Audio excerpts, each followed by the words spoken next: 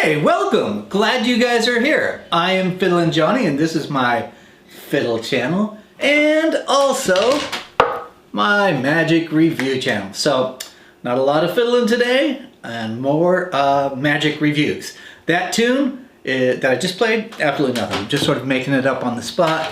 I was ill prepared when I flipped on the camera and didn't think what I was going to play, and I've been practicing in alternative tuning, which is old time tuning, learning tunes that way, and I'm just putzing around with that. So stay tuned in the future from some tunes that are a little more old-timey in nature.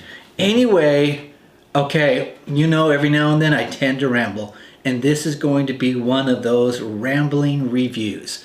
The Puzzlement deck is one that I think leaves magicians puzzled a little bit. So at any rate, we're going to get into this. We're going to talk about it. So stick around and you'll get all the details if this is a product that's going to be right for you. We'll see you in a second.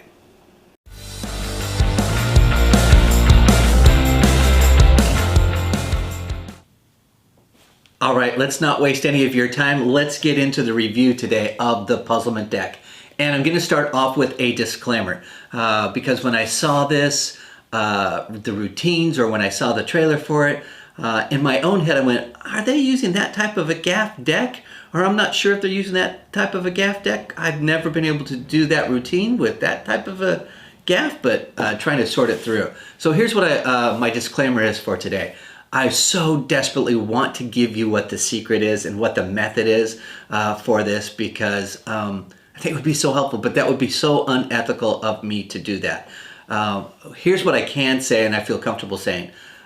You receive a gaff deck that is not a new gaff deck, with some exceptions, is that you're going to receive a gaff deck that uses a gaff system that we've all used since the very beginning of when we first started Magic. He's added a couple new things to it that make it unique in that respect, and so those things are different. And I would add that if you wanted to create your own and you wanted to take the time, you could do so.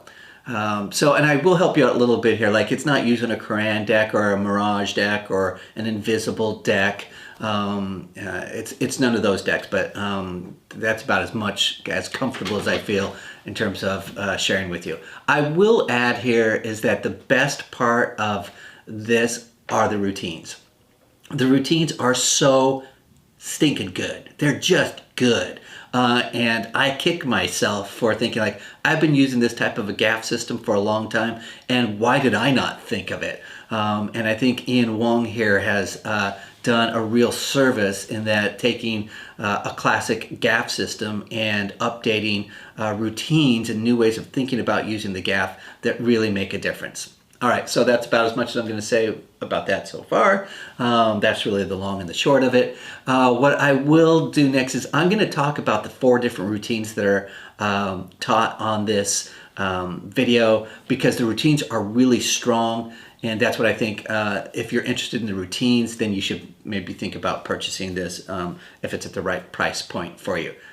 This is going to be a little bit long, so bear with me, and we'll go through it, but I'll try to get through it as quickly as possible. The first routine is, and these are in no particular order, is the Woodpecker deck.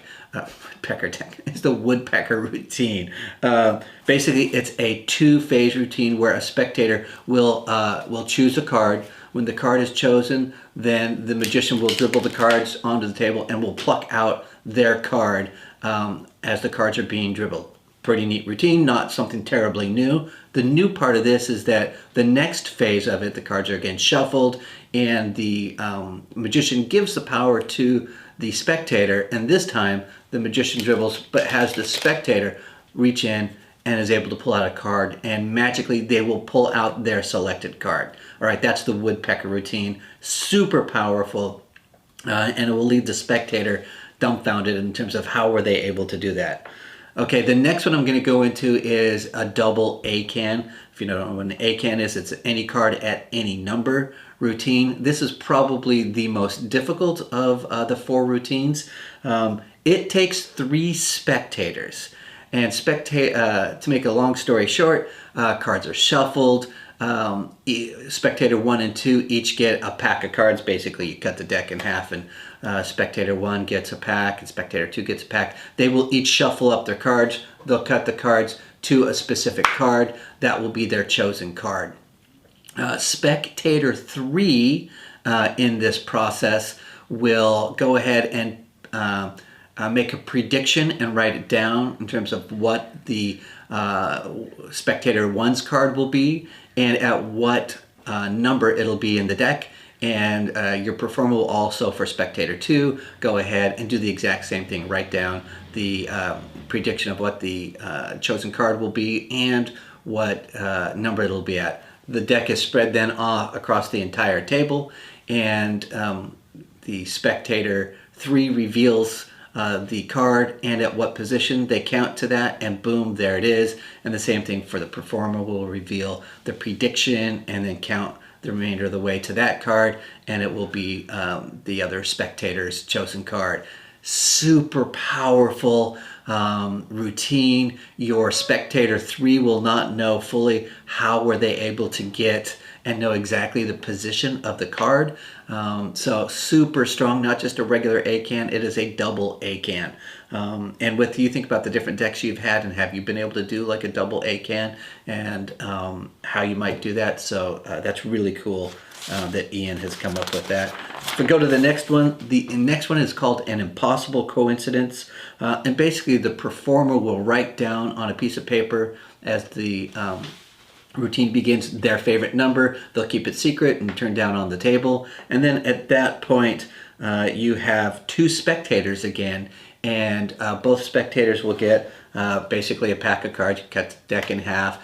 They can shuffle up their cards, and they will pick a card, and then they'll put them back. They'll shuffle their cards onto the table in nice little packs again, and then the spectator will reveal their favorite number. And it will turn out, as the spectators deal down their cards to the number that is the performer's favorite number, in that position will be the each spectator's chosen card. So it's a variation on theme and a different way of doing it, sort of an A-can, but pretty powerful.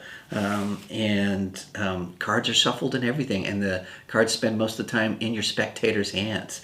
All right, and then the final one is the Do As I Do.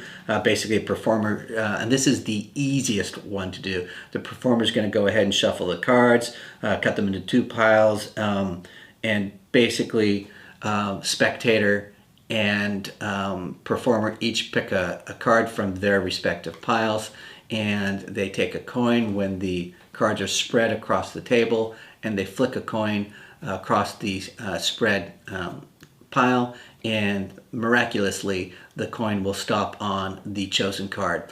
And the spectator does it and flicking it across for the spectator, and the spectator will flick it across for the performer's block, and it'll land on the other person's chosen card. So those are the four routines. If those sound good to you, then this might be a deck that you want to consider.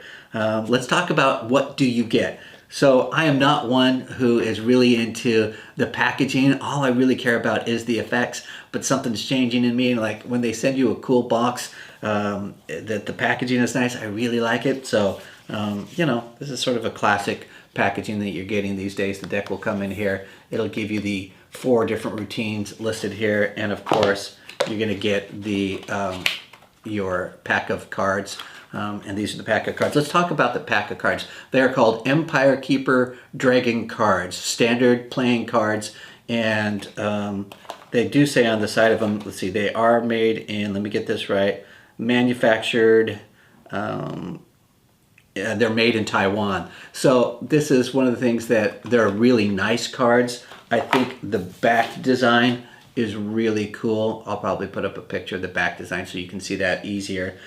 You will get a gaff. This is one of the gaffs here, but the whole deck is gaffed. You'll actually get 2 gaffs with it. The other gaff that you're going to get is this card here, which has the mnemonica stack on it, and then on the back, of course, has the back. So you're going to get the deck of cards, which are a gaffed deck. You're also going to get a single streaming video that is about, it's 51 minutes. 51 minutes and 33 seconds to be exact. The instruction's really good. Now, hit pause. Here's going to be something really important. The instructions are, I don't know what language they're in. They're in an Asian language, and you will receive English subtitles on it. No problem in my opinion. The teaching is good, the visuals are great, the subtitles are fine, and you'll be able to learn it. Every time I get instructions that are in another language with subtitles, it takes me just a little bit longer to sort of like sometimes pause and see, like, make sure things are matching up. This one was better than most, to be honest, and I was able to watch through without much sort of having to pause and understand what was going on. So the instruction, I would have to say, is really good instruction. So you're getting the deck, you're going to get the instructions, and that's it. All right, nice packaging. Let's talk more about the instructions. So it's a 2-camera shoot. It's shot really nice. There's no issues there. You'll be able to do what you need to do. The thing that's important is to know that it is in English subtitles on it. Let's talk about the gimmick, because that's really important here. So the gimmick, you can see, is a really nice deck of cards, even though they're made in Indonesia. And it's my understanding that this is a popular deck in Asia and is sort of like recognized there. I've never seen this back design before, but the truth is the handling of these is really, really nice. And so I like the handling of these cards. So there's no issue there. What skill level does this take? It really is mostly beginner. There's some intermediate with the double A can. I would say that's more of an intermediate, but the rest are all beginner. And even from beginner to the intermediate, they are all learnable and not knuckle busting. So even at the intermediate level, so anyone can really do these. What I would say to anyone who learns these routines: take the time to practice them, because easy but good practice so that your choreography and presentation is smooth will be real good. And that's one thing I would say about the instructions. Ian Wong does such an awesome job in terms of how he manages his spectators. I think I would be nervous with the amount of ability, like he gives the cards to be held in the hand of the spectator, but he clearly does it with such confidence and ease that there's no nerves there and it doesn't cause any problems. So that's something you can really learn, I think, from this video, just in terms of when you're handing a gaff deck to a spectator and how well he manages them, because he creates such an ability to show that the cards are not gaffed and they look normal by the time he puts them in their hands. Shouldn't be any heat there, because he's taken away, I think, all of the heat that would normally be there. So when I talk about the skill level, you'll be able to look if you can do overhand shuffle, be able to cut a deck. You can do this. The most challenging part is being able to do a perfect faro, a perfect in faro, and a perfect out faro. I wish he'd taken more time to teach that, but there's lots of videos on how to do faros. And even if you're not interested in doing the double A can with the faros, you'll be able to go ahead and do the 3 other routines and work on that up to improving your faro.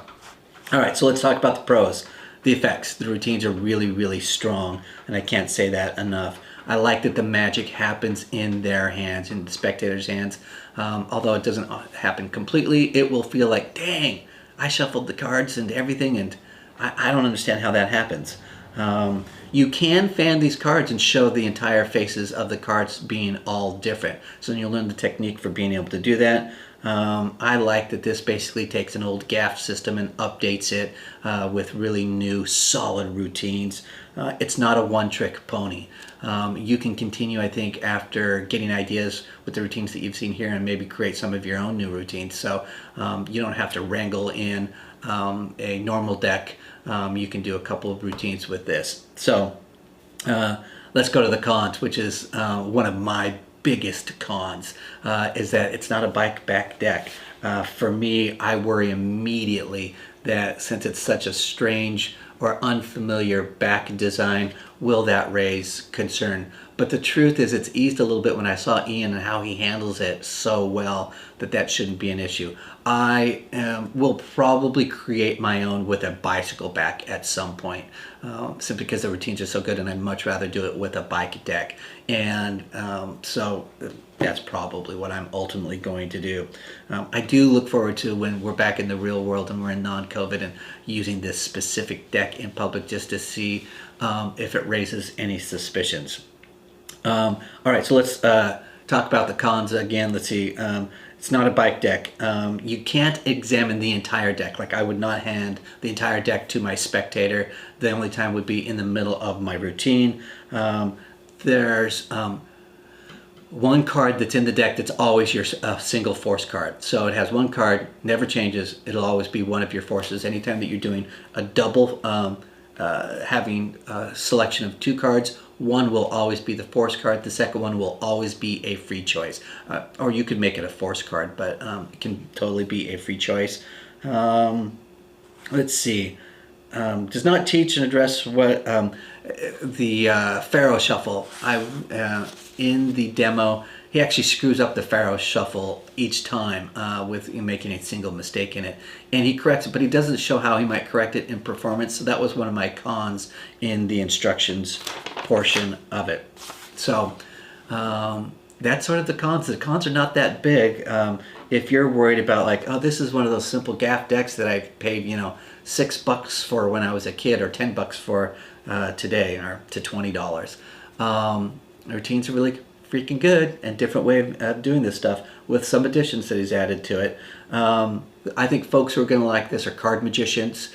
If you're a card magician doing card table work, the routines on here are awesome, and I think you'll like it. Any close-up work and parlor work. How much does this cost? In the United States, I paid $39.95 for it. I think that is probably an okay price. It's just a hair on the steep side. I've been feeling like, going back and forth when making this video, I've leaned towards like, that's too much money, $40. But the truth is, for the 4 routines and as good as they are, if I didn't know what the gaff system was and that was something new for me, I'd go, this is well worth the $40. When I realized, like, oh, it's using that sort of gaff, part of me goes like, well, why am I paying $40 for that gaff that I would normally pay, $10 to $20 for? The value is like in these routines, and they were worth it, to be honest. So that's something for you to consider if you like the routines and you want to spend $40 for it, US dollars. That's up to you. All right. I hope that was helpful. I know folks will have a lot of questions. I've been on some of the forums where people have been talking about this Puzzlement deck and trying to guess what it is.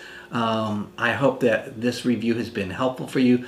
Leave questions down there and I'll try to answer the questions, as long as I don't reveal what the method is. If you've purchased the deck and you have a really strong different opinion, leave that down there. Or if you bought it and you have some of the same opinions, share that as well. I really want my section, comment section, to be supportive of the community, and we help one another out when we are looking at products. So, all right, that's it for me. I appreciate that you're here. Remember to like and subscribe and share this video as well with other folks who might be interested. So for now, I'm Fiddlin' Johnny, and remember to keep fiddling around with your magic. I'll see you guys next time. Bye-bye.